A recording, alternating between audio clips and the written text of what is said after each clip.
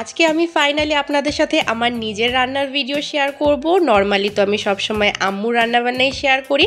আজকে আম্মুর শরীরটা অতটা ভালো না, তো আমি ভাবলাম যে নিজের পছন্দের কিছু আমিই বানাই।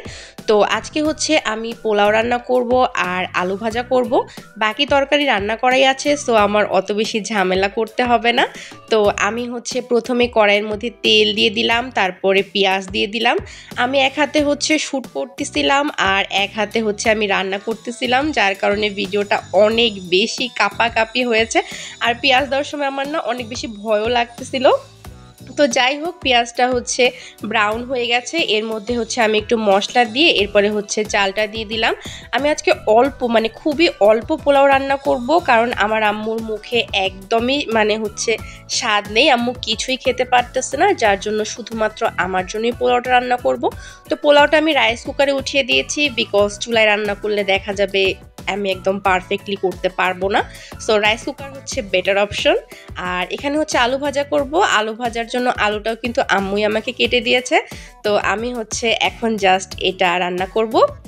তো প্রথমে পেঁয়াজ মরিচ দিয়ে দিলাম, এরপরে হচ্ছে আলুগুলো দিয়ে দিচ্ছি জাস্ট, এরপরে হলুদ আর লবণ দিয়ে দিব আর এটাকে হচ্ছে সুন্দর মতো ভেজে নিব। আলু ভাজা হচ্ছে খুবই ইজি একটা রেসিপি, সেই জন্যই আমি ঠিক করেছি যে আজকে আলু ভাজা করব। একে তো অনেক বেশি ইজি আর আমার ভালোও লাগে। পোলাওয়ের সাথে হচ্ছে আলু ভাজা আমি পছন্দ করি, এমনি ভাতের সাথেও আমার ভালো লাগে। সো রান্নাবান্না সব হয়ে গেছে। গরু মাংসটা আম্মু গতকালকেই রান্না করেছিল, তো ওইটা নিয়ে নিলাম, সাথে নিয়ে নিলাম একটু লেবু আর আলু ভাজা।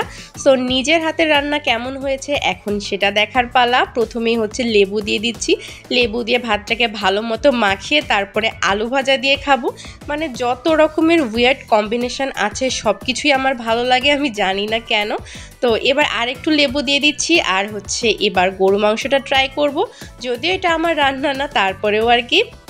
সো আলু দিয়ে প্রথমে পোলাওটাকে ভালো মতো মাখিয়ে নিচ্ছি। আলু হচ্ছে এক প্রকারের লাভ, তরকারিতে আলু না থাকলে ভালোই লাগে না। সো এই হচ্ছে আজকের ভিডিও। আল্লাহ হাফেজ।